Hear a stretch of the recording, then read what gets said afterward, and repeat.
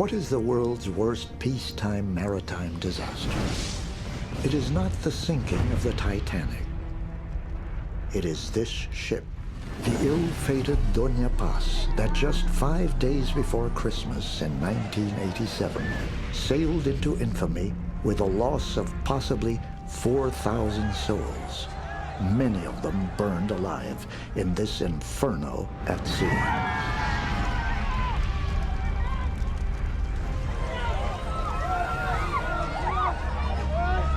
How can a passenger ferry sailing in calm water end up as Asia's Titanic?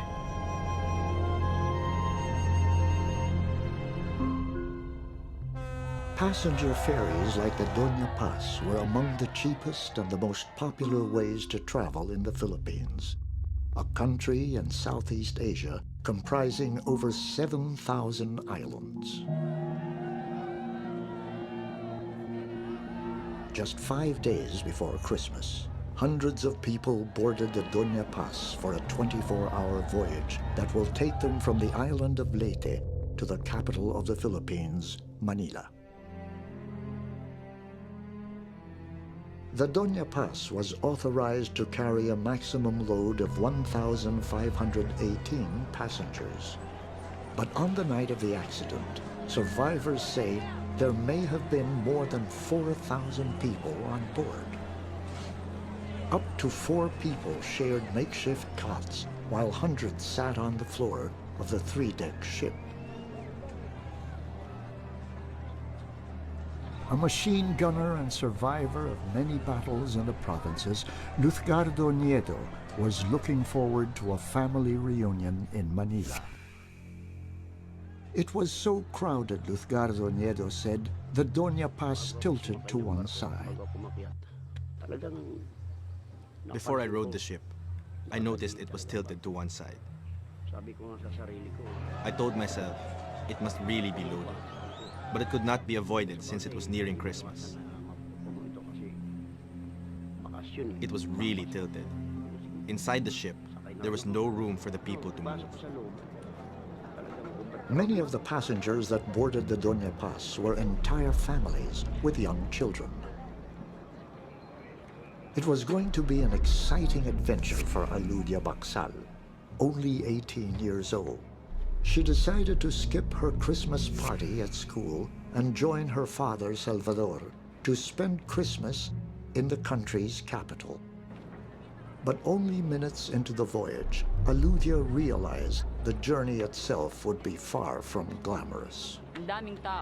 There were so many people. We were like cockroaches or ants. There were just so many of us. People were getting restless.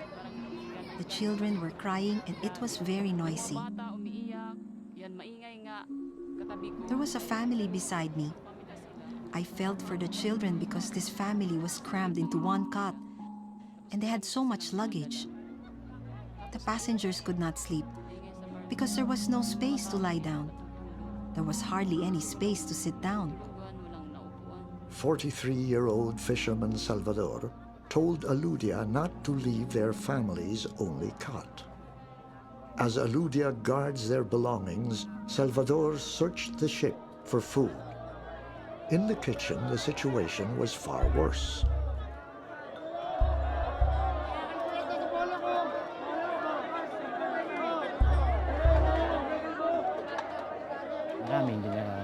It was a struggle to get food, so many passengers didn't get to eat. Those who were weak, old, not as alert as the rest, and those who had a hard time walking, those people went without food because they had no choice. They suffered through it.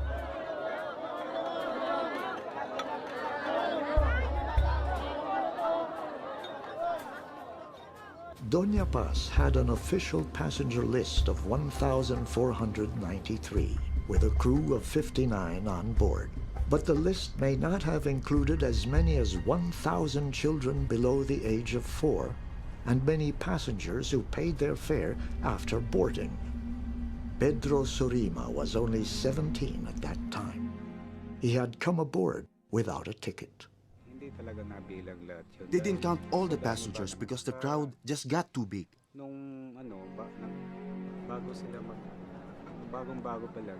At first, they asked for your ticket before they let you aboard the ship. But later on, anyone could just get on.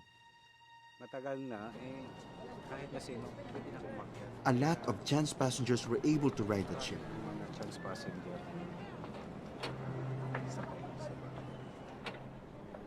Like many other passengers, Pedro Surima's name would not appear in the ship's manifest. Also not in the passenger list were Philippine military soldiers and police units on their way home for the holidays. They came aboard in the hundreds, some still bearing weapons and wearing their uniforms. Lutgardo Nieto was one of them.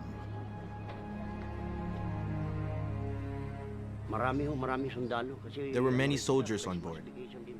All were headed home to their families because it was Christmas. I think about 1,000 soldiers died because that's how many there are in a battalion.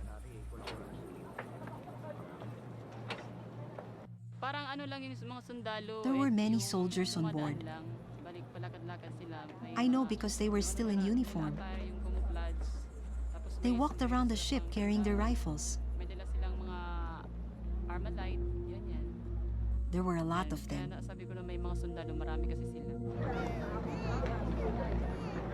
It is believed that more than 4,000 passengers may have boarded the Doña Paz. The ship was going at a steady pace of just 26 kilometers per hour. Passengers were settling in for the night. The Doña Paz was scheduled to arrive in Manila by morning. But unknown to those on board, another vessel was heading straight at them. And this was no ordinary ship. It was a tanker loaded with over 8,000 barrels of fuel.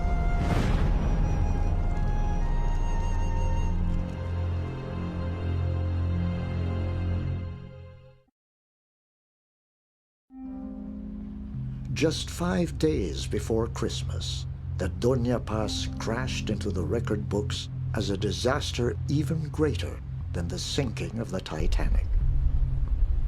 The Doña Paz was authorized to carry 1,518 passengers, but on the night of the accident, survivors say there may have been more than 4,000 passengers crammed into the 3-deck ferry.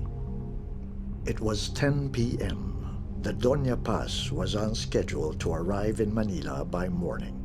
Most passengers were getting ready to sleep. But another ship, the MT Vector, was heading straight towards the Doña Paz. Aboard with his daughter Aludia, Salvador Baxal saw the ship coming.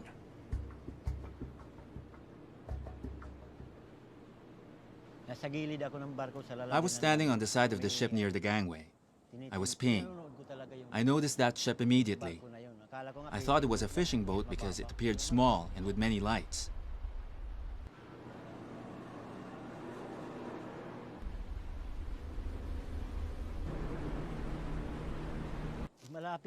But after a while, it seemed to be getting too close to the Doña Paz. I said to myself, we're going to crash.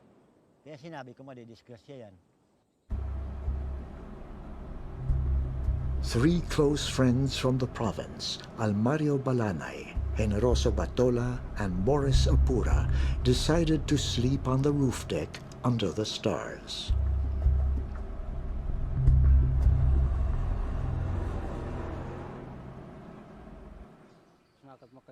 Since we did not have a cot, we decided to stay on the roof deck. The three of us were on the roof deck all day until evening. We had just settled in for the night, but after around 5 minutes, we heard a loud sound and felt something bump into us.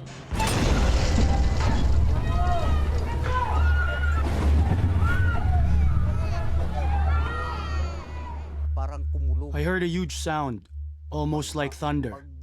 I immediately got up.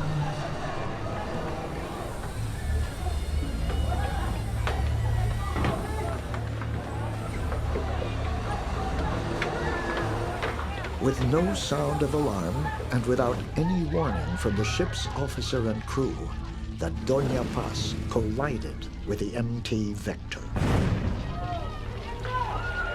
The passengers inside the Doña Paz did not know that they had slammed into another ship, and it was no ordinary vessel. The MT Vector was an oil tanker carrying 8,000 barrels of gasoline and kerosene. Its bow had rammed into the port or left side of the Doña Paz, right where the engine room and main switchboard were located. The crash knocked out the engines and caused a short circuit, plunging the Doña Paz into total darkness. Military soldier Lutgardo Nieto was on the upper deck when he heard the crash.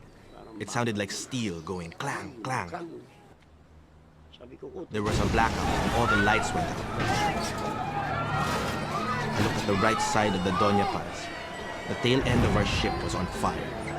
Then I heard an explosion coming from the engine room.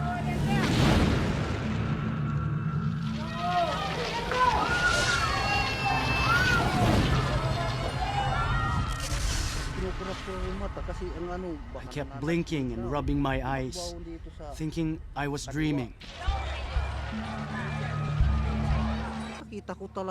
I ran to the other side and saw a smaller ship burning. We ran towards the side of the ship to see what was going on. We saw the ship burning.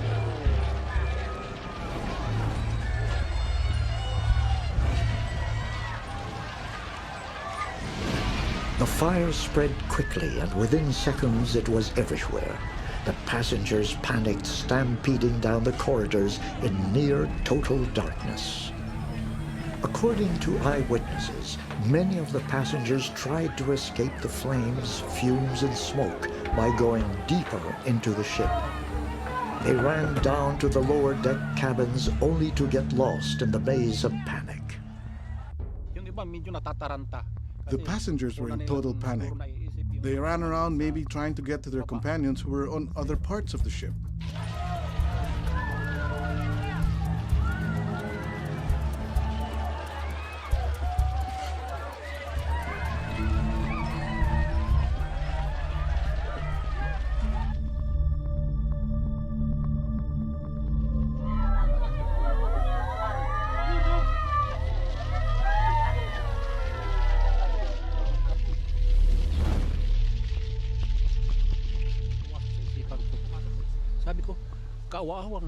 I felt so much sorrow. Those poor people, there were so many who were going to die tonight. While some passengers were trapped inside the burning ship, hundreds of others near the ship's railings jumped overboard.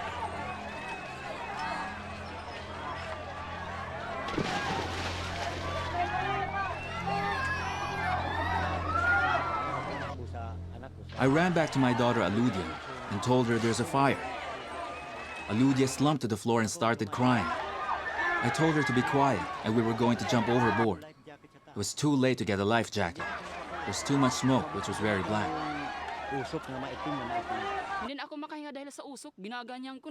I could not breathe from the smoke.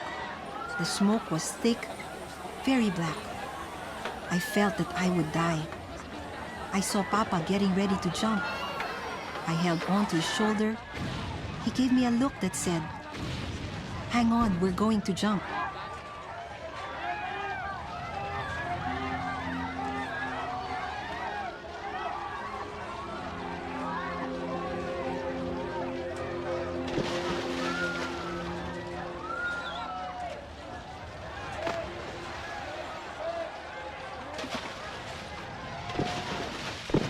They did not know that the Doña Paz had collided with an oil tanker carrying a deadly cargo of kerosene, diesel, and gasoline, and that the sea they were jumping into was on fire.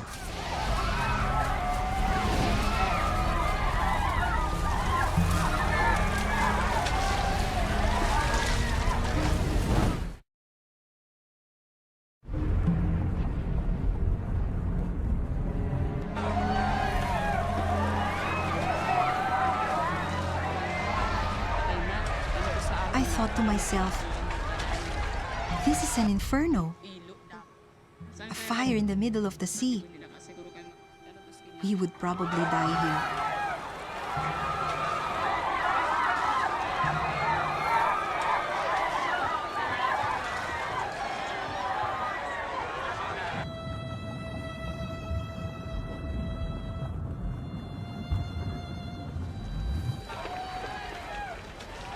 Military soldier Lutgardo Nieto was also among the first to jump overboard. It went pshoo. Around a minute after, the ship exploded, right where the engine was. Boom. The fire became huge, followed by an explosion. The sea was on fire. Boom. The Vector also exploded. The oil drums were flying, and they fell and hit the sea. Gasoline and diesel spread in the water. I felt that was it for us. All we did was to swim and swim. Every time we saw the waves that were on fire come our way, we dove deep into the water.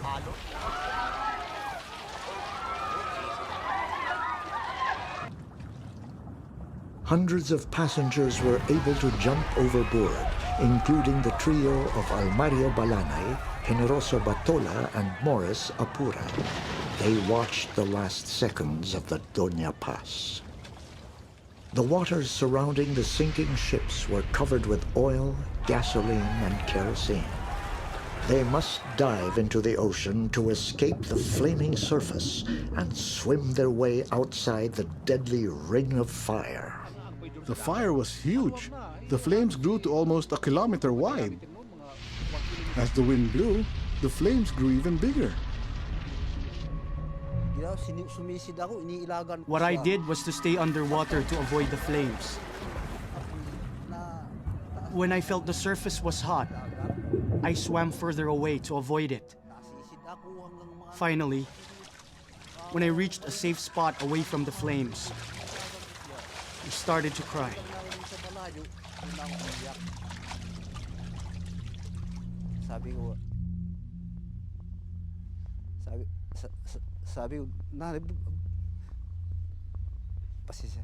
I was crying, asking myself why this happened. I wanted to take the bus. If only we had taken the bus.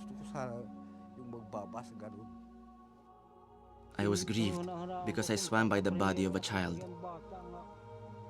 He looked around 3 years old to me. His body was burnt from the fire. I touched the child's head, but his eyes were not moving. I lifted him twice, but he did not move. So I let him go.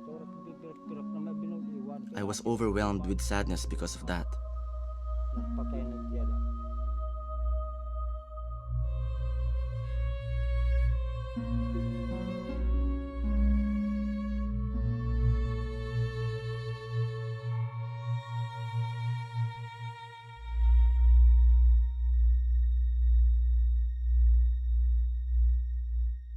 For those who jumped from a burning ship to a burning sea, the nightmare was just beginning.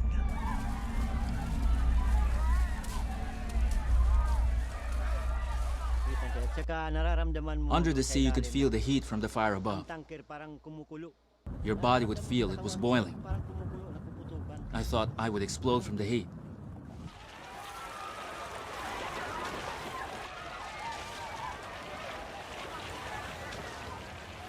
A fisherman and experienced diver, Salvador watched helplessly as bodies float past him. He feared the worst for his own daughter, Alutia. If my child was able to jump, if she were alive, she would shout.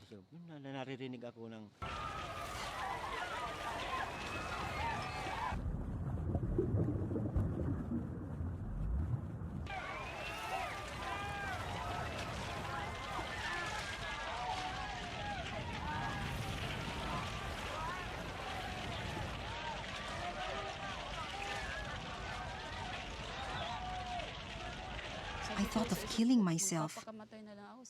I could no longer bear being in the water. I was too tired from keeping afloat, and I had a hard time breathing. I planned to sink into the water and just drown myself. But I also kept going back up to the surface when I needed to take a breath.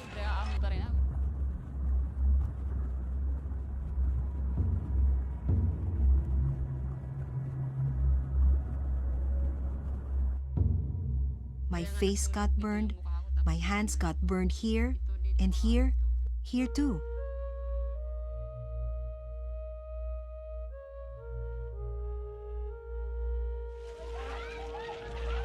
Suddenly, Aludia heard a familiar voice. It was her father, Salvador.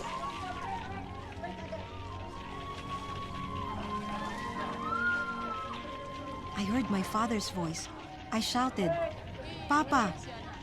He was shocked to hear my voice. I'm here, Alud. Where are you? I replied, "Over here." Where are you? Papa was surprised that I was just near him. He grabbed hold of my hand, but it was burned and my skin just peeled right off. It was very painful. I asked him not to touch my hand. Reunited with his daughter in the burning water, Salvador felt a surge of relief and a strange sense of peace. It flashed across my mind that I was ready to die at that moment. I finally found her and heard her voice again. We could now die together. In the meantime, I vowed never to leave her side. They would swim for more than an hour in what seemed like an endless wait for rescue that was nowhere in sight.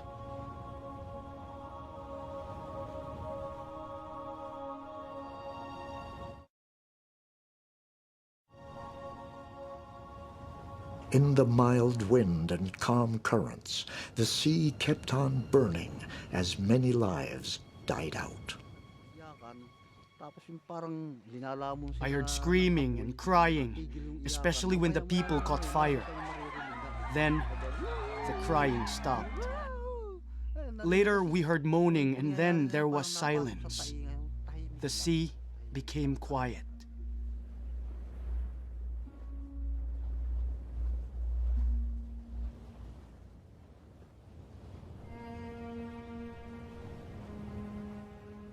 In the days to come, the real horror of the tragedy became clear. It is believed that nearly 4,000 passengers boarded the Doña Paz. Only 24 would survive to tell the tale. And as the search for bodies ended, the demand for answers began.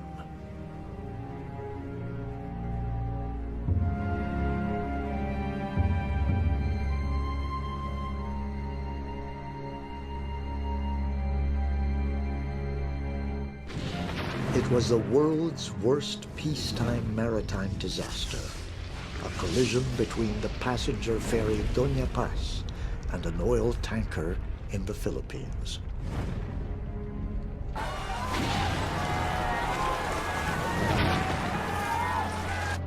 But the Philippine Coast Guard did not learn of the accident until more than 8 hours later. And it took another 8 hours to launch an official search and rescue operation.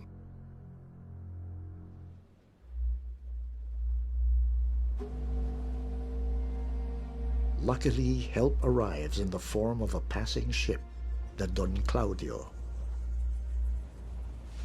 By then, the survivors had been swimming for more than an hour. Father and daughter, Salvador and Aludia, saw the light from afar. A ship arrived. I told Papa, "There's a ship. There's light." Papa said, "Raise your hand so they can see that there's a woman." So I did, and all the others followed. They tried to pull us up with a rope. I told them we are too exhausted, we cannot hang on to it. So they threw the net. Aludia and I climbed up using the net. Only aboard the Don Claudio would Salvador realize just how horribly his daughter Aludia had burned in the water. She was suffering from third-degree burns on her face and arms. Today, her right eye still bears the scar of the flames.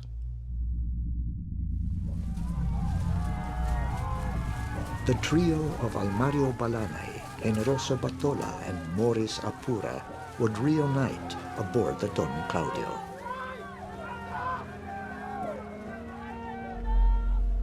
I saw Morris stretched out on a dining table. His body was full of burns. He was alive and breathing, but his body was burned like charcoal. When they pulled me up, my skin started peeling off, here and here. Only then did I feel the pain. The doctor told him he was burned badly and that he should lie down. I took care of him while he was sleeping. His burns were showing. In fact, some parts were dripping. Out of nearly 4,000 passengers who may have boarded the Doña Paz, only 24 survived. I'm the only soldier who survived. The rest died. I guess they drowned or were eaten by sharks. Days after the collision, the coasts of the nearest island of Mindoro were littered with bloated corpses washed ashore.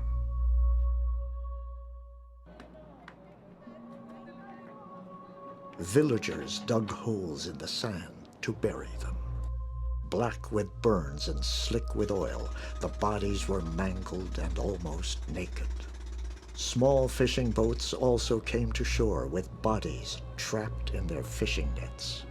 Villages watched in grief as boat after boat arrived with their terrible catch.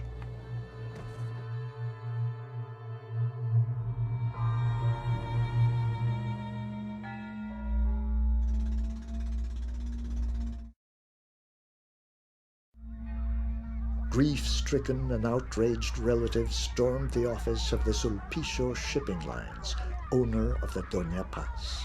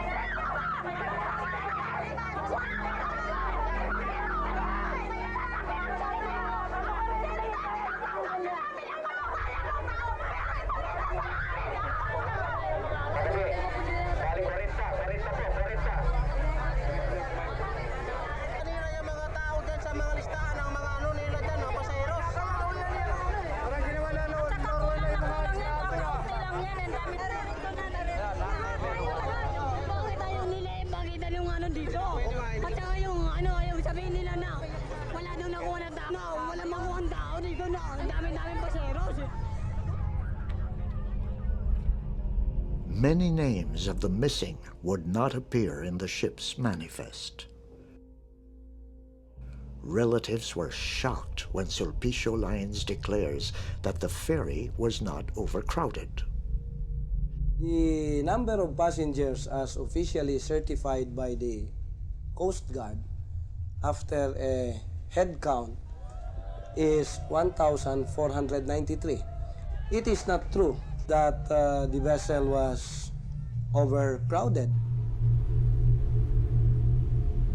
But the lawyer for oil tanker MT Vector asserts that overcrowding on the Doña Paz was a crucial factor. This vessel is overloaded. The maneuverability of this vessel is very difficult in the sense that you cannot easily move this or turn this left or right. Why? Because it may least. No? You're saying now that overloading may actually be a crucial thing in this? Yes, it's a crucial thing. But this tanker did not realize that this vessel could no longer avoid them, no? Because all the time this tanker believes that it will turn, no? Yeah. But because of the difficult maneuverability of this vessel, what happened is they could not turn anymore. There were 1,493 passengers on board. Now, aside from that, the number of people on board did not have any causal connection with the collision itself. Official investigators from the Board of Marine Inquiry soon realized that answers would not come easily. All of the officers on board the Doña Paz were killed in the collision. 2 crew members from the Vector survived, but both had been asleep when the crash happened. For answers, investigators looked to the past, and the Vector had an interesting history. A ship captain who had piloted the MT Vector told investigators that the steering rudder was defective and difficult to maneuver. So difficult that it took 2 people to manually steer the wheel. With the defective steering rudder, the Vector would have approached the MV Doña Paz, zigzagging like a snake in the water. The zigzagging motion would have been confusing, especially in the night, when sea vessels use different colored lights to signal their position to oncoming ships. When the Vector shows the green light, it indicates that it will pass by the right side of the Doña Paz. A red light would indicate that it is moving towards the left side of the Doña Paz. And the white light shows that it's heading straight on. Because the Vector steered from left to right, the Doña Paz would see lights that suddenly change from red to white, green and white, then back to red and white, confusing the watch officer aboard the Doña Paz.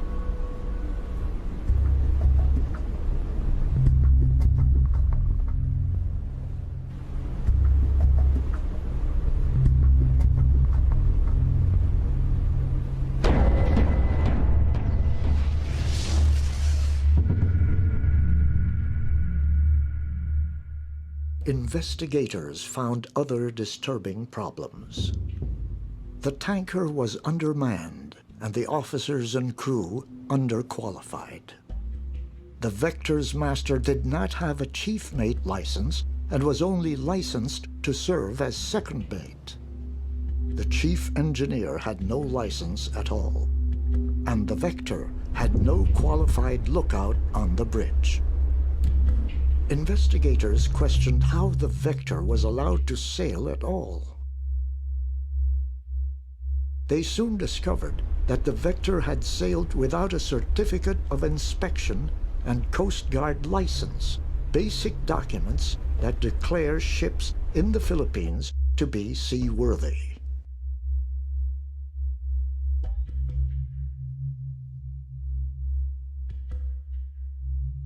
The evidence mounted against the Vector, but one crucial point mystified experts. Even if the Vector had approached in a winding motion, why didn't the Doña Paz simply avoid it? The international rules at sea state that if 2 ships are on high risk of a head-on collision, each must alter her course to starboard or right side to avoid each other. Why did the Doña Paz and Vector get too close? Commodore Benjamin Mata was himself a shipmaster before he became a leading expert in maritime safety. It's like a turtle ramming into the belly of a porpoise. How that can happen is really puzzling to me. I cannot understand why the Doña Paz did not take evasive action and just leave this site.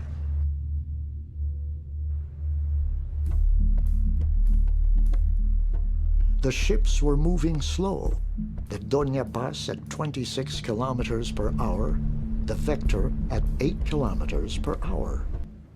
They were surrounded by wide open sea, plenty of space to avoid a crash. Could it be that no one was watching? The officer on watch on the tanker might have fallen asleep. In the same manner, the officer on watch on the Doña Paz also could have fallen asleep. Because why did he allow his ship to come very close to the tanker? When you have so much space on both sides to maneuver, to get out of the way of this ship that is showing a different set of lights every 5 minutes. All the officers and crew of the Doña Paz went down with the ship, and the whole truth may never be known. Experts also wondered why the Doña Paz and Vector did not communicate with each other just before the crash. Well, that again is a requirement. It's an international requirement that all ships must be equipped with the VHF radio. In situations where ships are in sight of each other, they can use the radio to communicate and ask the other ship what his intentions are. And this should be done long before a possible collision will occur. The Vector was discovered to have an expired radio license, and the radio license of Doña Paz turned out to be fake.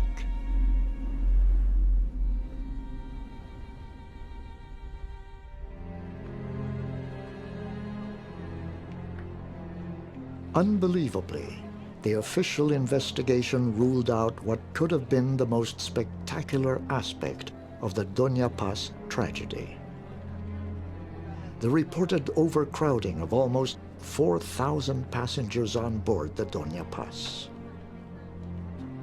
The Board of Marine Inquiry dismissed the eyewitness account of the survivors.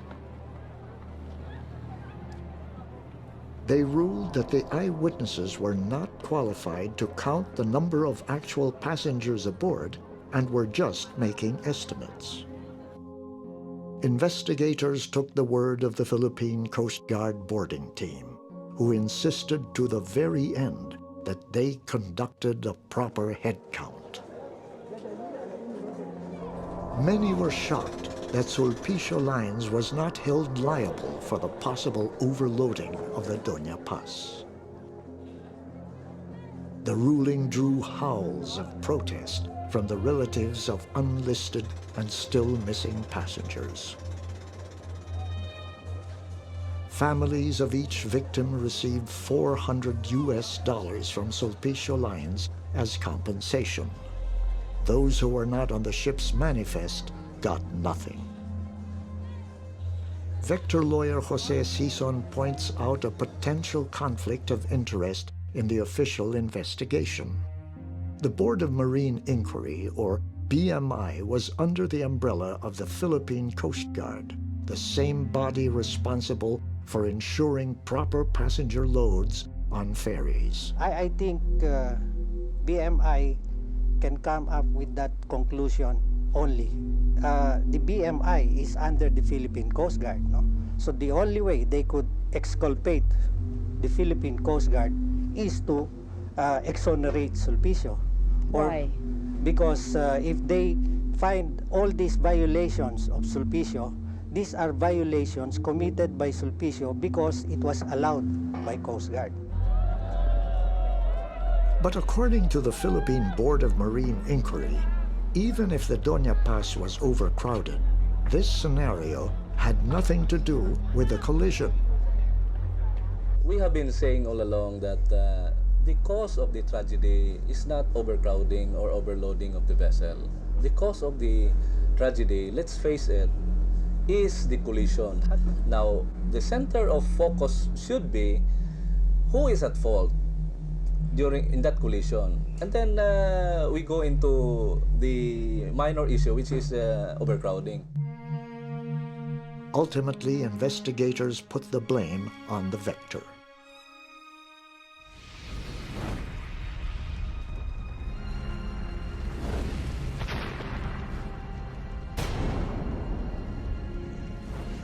But one burning question remained. Why didn't the captain and crew of the Doña Paz take evasive action? Shocking allegations later surfaced from survivors. So they were having fun? Masaya. They were having fun, nasa not the taas. passengers. Hindi yung pasaheros. Are you talking about the first-class passengers? Hindi, yung mga I'm talking about the crew of the ship.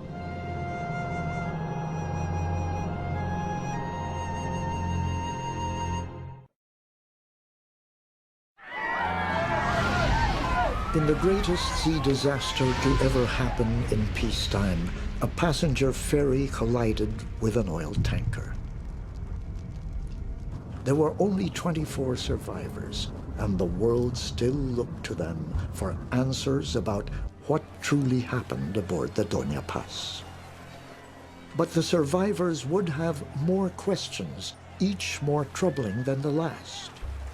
Witness told investigators about the party being held aboard the Doña Paz just minutes before the crash. Nakita ko sa taas yung gabi na yun. Medyo parang I heard music and laughter. may tumutugtog, parang nagsasayawan sila. I guess there was dancing up there. So they were having fun? That's what I noticed. Who was having a party? Hindi ko talaga masabi kung sino eh. Dahil They were having fun, not the passengers. They were having fun. yung nasa taas, hindi yung pasaheros. Are you talking about the first-class passengers? I'm talking about the crew of the ship. Another survivor, military soldier Lutgardo Nieto, recalls that a fellow soldier had told him about the same party at the bridge, and that disturbingly, the captain was among them. The soldier told me that he'd been going around the ship, and he was specific that he came from a party at the bridge. Taas bridge ang tawag doon eh, pilot bridge. Sabi niya sa akin. He said, "Do you know that the captain is there at the party?" I thought he meant a military captain. But he said, "No, I mean the captain of the ship. He's at the party." I told him not to mind so much because I'm sure a chief mate relieved the captain. But after a few minutes, we crashed. I thought to myself, what the soldier told me must have been true. Who was manning the bridge when the accident happened? Was it a qualified officer? According to some survivors, an apprentice mate may have been steering the ship.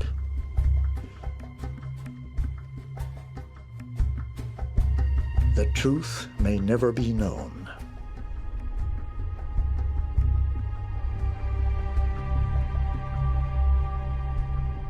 In the years after the Doña Paz tragedy, shipping disasters continued to plague the Philippines. In 1988, nearly a year after the tragedy, the Doña Marilyn, a sister ship of the Doña Paz, sank off the central province of Leyte, killing some 300 lives.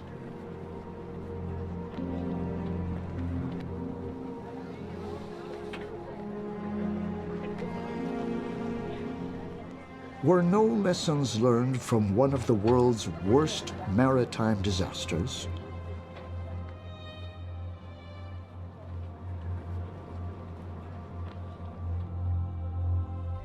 It has been 20 years since that fateful December day.